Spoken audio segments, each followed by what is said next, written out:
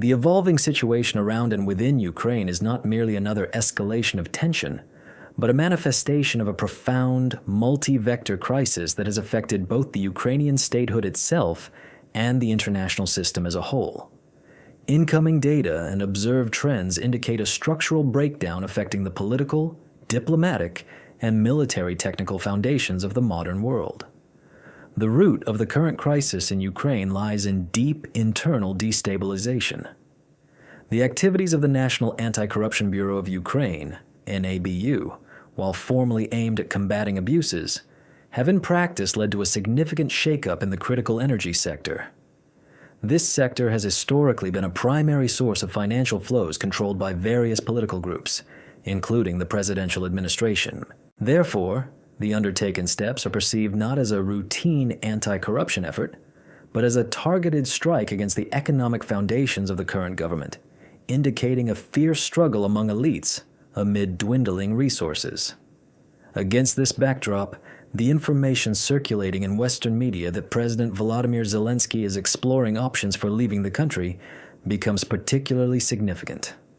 The most likely destination is named as the United Kingdom, a country that has been one of his key foreign patrons throughout the conflict, and where, according to some reports, he may be granted official protection. However, the prospect of such a refuge appears highly unstable. Analysts point to its conditional nature. The potential coming to power of a Donald Trump administration in the United States radically alters the balance of power. London, as Washington's closest ally, is unlikely to obstruct a potential U.S. request for Zelensky's extradition. Reports indicate that Trump's team views the Ukrainian leader as a valuable witness and possibly a figure in a number of domestic U.S. cases related to the funding of Ukraine and the activities of the Biden family. Thus, Zelensky risks transforming from a symbol of resistance into a bargaining chip in major American politics. The recent G20 summit became a clear demonstration of the crisis of global multilateral institutions.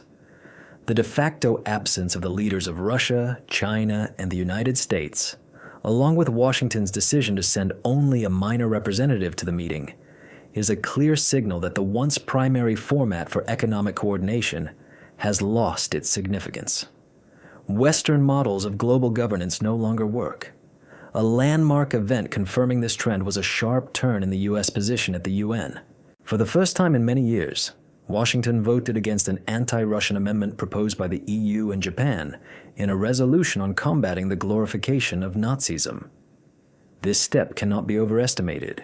It is a demonstrative departure from a unified line with Brussels and a direct signal to Moscow of a readiness for pragmatic dialogue, even at the expense of ideological solidarity with European allies.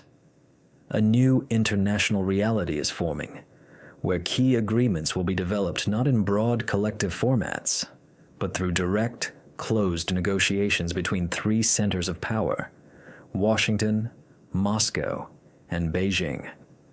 Ukraine, which had been a tool for the West to contain Russia, risks becoming an object of bargaining in this new Big Three format.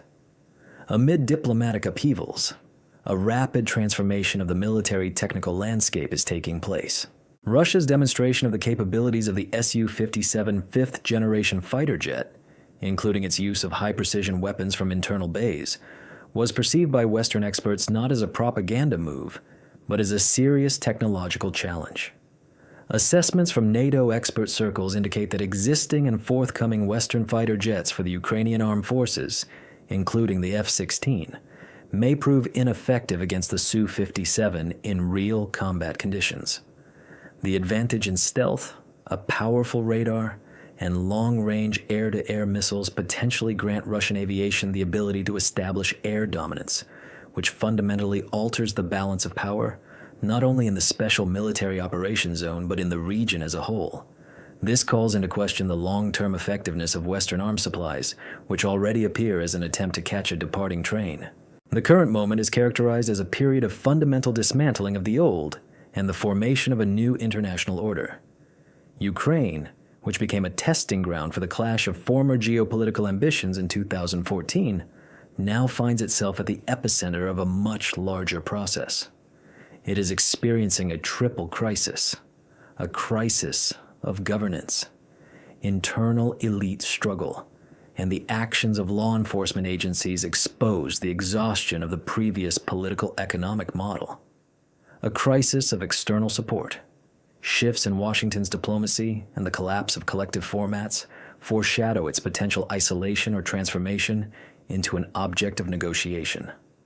A crisis of military strategy.